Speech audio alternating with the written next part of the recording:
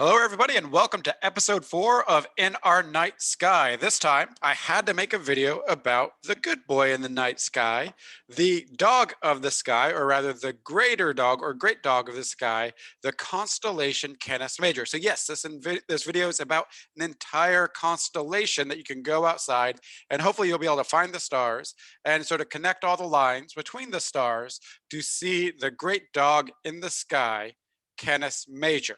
Remember that the lines that connect them is the constellation figure. If you want the entire constellation, then you have to look at everything within these red boundaries. So I'll be showing you several of the objects that are part of the constellation Canis Major, but do not fall on these lines connecting the stars. And as you can see, Canis Major here does sort of look like what it's supposed to. It looks like a dog in the sky. It's got some funny looking legs, but it has a nice little head, even has a tail, and it is often thought of to be the companion, the hunting dog of Orion over here.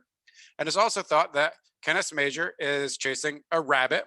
Go figure, a dog's gonna chase a rabbit. And what is the rabbit constellation? It's Lepus right here, and you can see the bunny ears right here.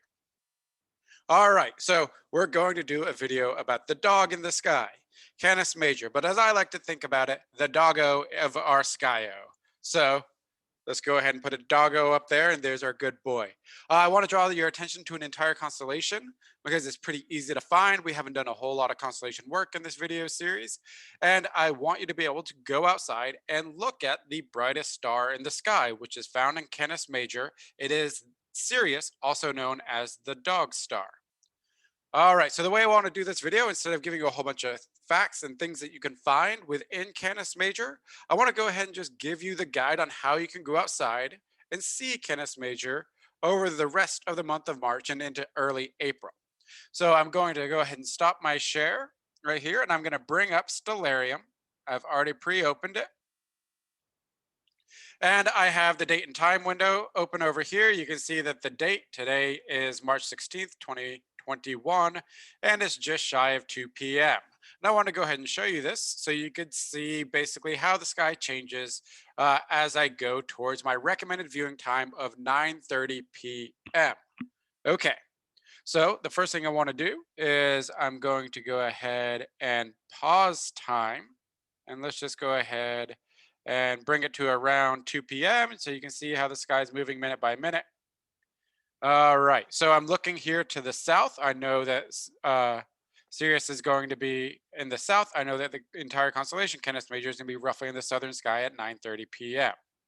And now what I want to do is let's just go ahead and move towards 9 p.m. We're changing time by an hour. The sun is setting right around 6 p.m., 7 p.m. At 8, it's starting to get dark. Welcome to daylight savings time. And here I can see Sirius in the sky. So let's go ahead and go to 9 and crank this to 9:30. And what I'm going to do is I'm going to turn off these deep space objects so we can see that we have Sirius, which is the easy way. If you can find the brightest star in the sky, Sirius, you have found Canis Major. So there you can see Canis Major. It's right next to Orion. It's a little bit harder to make out Lepus. And you might even be able to see Taurus over here as well. Okay, so here we have nearly due south at 9:30 p.m. We have Canis Major. You can find it by looking for Sirius, but let's go ahead and do some altitude and azimuth. So here are my azimuth and my altitude. So the azimuth is about 194 degrees. Remember that south azimuth, due south, is 180. So it's just a little bit westward of south. But if you look due south, and then if you look up, how many degrees do you want to look up? How many degrees of altitude do you want to look up to find Sirius? Only about 35 degrees, 36 degrees is the better number at 9:30. So you count 1, 2, 3, and then you go up maybe 3-ish fingers above that to hit 36 degrees. You'll see this super bright star in the sky. You can even see it as the sun is setting because it is the brightest star in the sky. And now you have found Sirius, which is the dog star, which is part of the constellation of Canis Major. It's one of the larger constellations in the sky. It's pretty easy to find, and it has a nice cool story, and it is the doggo of our skyo. So you got to go out there and you got to get a look at it. Unfortunately, it's looking like the weather's going to be a little bit cloudy this week in the evenings. Maybe you'll get some clear skies for the due south and you'll be able to see it. But as you can see, as we go towards April, it's moving at about 1 degree more to the west night after night. So you can see at 9:30 p.m. all the way until early April, it's still up there. Has a lower altitude, so it's only 30 degrees or so. So if you have a low horizon, you won't be able to see it in early April, but you should still be able to see it in early April. All right, so now you know how to find Canis Major. You know how to find the star Sirius. Let's actually talk about some of the cool things that are in Sirius, or in Canis Major, the constellation. So here we are back to our presentation. So the highlights of Canis Major. One of the first things to point out is Canis Major is a southern sky object. And what do I mean by that? I mean that you don't have to go to the southern hemisphere. I mean the entire constellation is below the celestial equator. The declination of it are all negative numbers. It's in the southern half, the southern hemisphere of the celestial sphere. And there you have the right ascension and the declination. But the things I want to highlight are, of course, the bright star, the brightest star in the night sky, Sirius. This is easily naked eye visible. And if you're looking really closely, you're going to even see that Sirius is really a binary star where you have Sirius A, the big bright one, the brightest one that we can see in the sky, then has this little tiny dim companion, Sirius B, which is a really, really, really interesting object. It is a type of object called a white dwarf star, or really just a white dwarf, since it doesn't have a nuclear fusion powering why it's bright any longer. It is the remnant core of a dead star. Our sun will eventually turn into a white dwarf roughly about 5-ish billion years from now, 5 to 6 billion years from now. All right, so that's the big highlight, Sirius, the dog star. No real surprise that J.K. Rowling decided to make the character Sirius Black be an animagus that turns into a dog. So there's your little Harry Potter trivia, a little pop culture reference right there. So we have Sirius, the brightest star in the sky, and now you can go out there and see it. It doesn't matter where you are in the world. If you can see Sirius, it is the brightest star in the entire celestial sphere. Binoculars are a small telescope object. You can't see it naked eye, but you can see it with a small telescope or even binoculars. Or if you have a digital camera or just any camera with a decent lens, you'll be able to do a decent astrophotograph of it. We have M41, that's Messier Object 41, Messier 41, also called the Little Beehive Cluster. Then we have one of my favorite night sky objects, Thor's helmet, a emission nebula, an H2 region. And you can see over here in the little thumbnail image, kind of looks like Thor's helmet. I'll give you a little bit of information about all of these. Unfortunately, you need a powerful telescope to see this. 8-inch telescope or larger, and even at those smaller sizes of 8 inches, 8-inch telescope or so, you're going to need a lot of know-how and careful observations and work with a CCD, someone that can take a picture, where you do long integration time. So this isn't for the casual observer, but it is a target if you're into astrophotography, or if you have access to a really big telescope. These are things that you can see. And then another very powerful telescope needed, but super cool thing that is in Canis Major are two interacting galaxies. They're in the process of colliding and merging with one another. NGC 2207, so 2207, and IC 2163. These are these two galaxies right here, and in their process of merging together to become one larger galaxy. Really kind of cool stuff. You can see two spiral galaxies that are in the act of collision. The collision will play out over the course of billions of years. Crazy to think about it, but yes, galaxies do collide. All right, let's look at each one of these in turn. And what I'm going to do is I'll always have an inset so you know where to look if you want to know where that object is. Easy to find Sirius, it's the brightest star, so just look for the bright one. That's Sirius. This is a Hubble Space Telescope image of it, and you can see it has a binary companion. So the big bright one is Sirius A, the small dim one that's about 10,000 times dimmer is Sirius B. If you know anything about the magnitude system, you can go ahead and look right here that this is the apparent visible magnitude, Sirius A. There's no star that'll be a smaller value than minus 1.46 in our night sky. It is the brightest star in the night sky. The only other star that's brighter viewable from Earth is the sun. And then you have its companion over here, which is 8.44 magnitude. Sorry, the minus sign shouldn't be there. So this is not only the brightest star in the sky, it's also one of the closest stars. It is only 8.6 light years away. And this bright star is about twice the mass of our sun. And then this really dim companion is about the exact same mass as our sun, but it's not the same size. So let's do a size comparison, and that's what I have over here. This is the size of our sun with its diameter in kilometers, about 1.4 million kilometers diameter. And about double that, you have the diameter of Sirius. So 1.7 times larger. It's a bigger star. Now let's look at Sirius B. Sirius B has the mass of our sun, but it is smaller than the Earth. That is one dense object.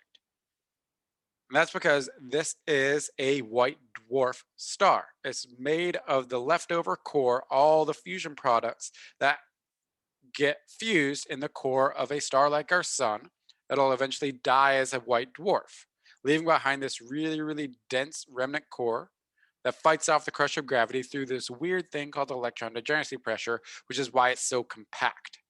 So these objects are super bright or are super hot, but they're not super bright. And since they are quite hot, if you look at how the light of their black body goes through the visible part of the spectrum, you get about equal parts of all colors of visible colors of light. So they look white in the sky. So they're white in color, but they're extremely small, smaller than Earth, yet they have the mass of the sun. So we call these things white dwarf stars. And you can see Sirius B, one of the most massive white dwarfs that we know of, and one of the closest white dwarfs that we know of. So Sirius has a lot going on. Now let's talk about the little beehive cluster. It is an open cluster of stars. We've talked about that when we talked about the Pleiades. This is a little bit older than the Pleiades. It's about 200 million years old compared to the Pleiades, 100 million years old. It's pretty far away, 2,300 light years from Earth. Its size and diameter, or radius, it's about 12.5 light years in radius, 25 light years in diameter, physical size across, which at that distance and with that physical size means that on the sky, it is about 38 arc minutes, a little bit more than half a degree in angular size. So it's an angular size comparable, a little bit larger than that of the moon, which makes it a really good target for something like binoculars or a small telescope where you can fit that entire field of view into your viewing device, and you will be able to see the star cluster, which has both blue stars and red stars. Where should you look in the constellation? Well, it's right here, right about the chest of uh, Canis Major. You can see it right there.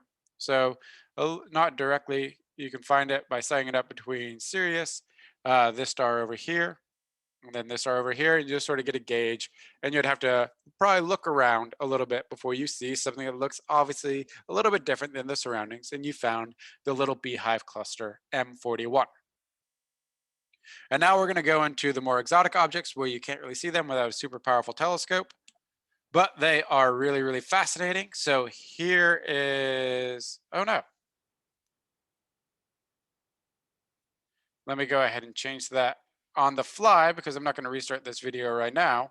For some reason, it copy pasted the title over whenever it's not supposed to. Thor's helmet.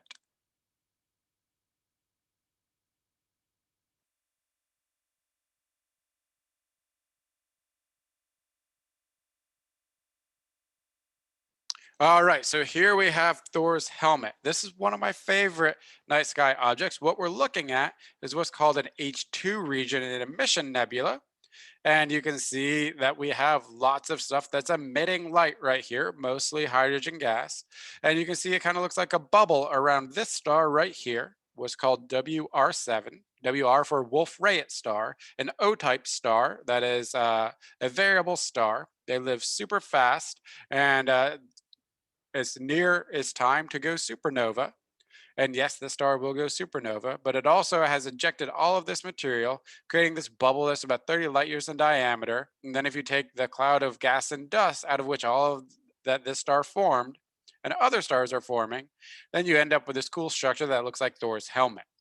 Super cool object. If you want to know where to look in the constellation, then it's up towards above the head near the corner of the constellation series. Notice it's not part of the constellation figure.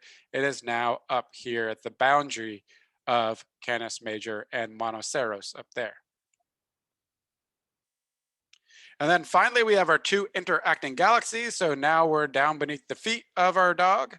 And we have these two galaxies, NGC 2207 and IC 2163, that are in the early stages of colliding together. And you can see that in multiple wavelengths of light. Here, we're looking at an optical image, a visible light image from Hubble.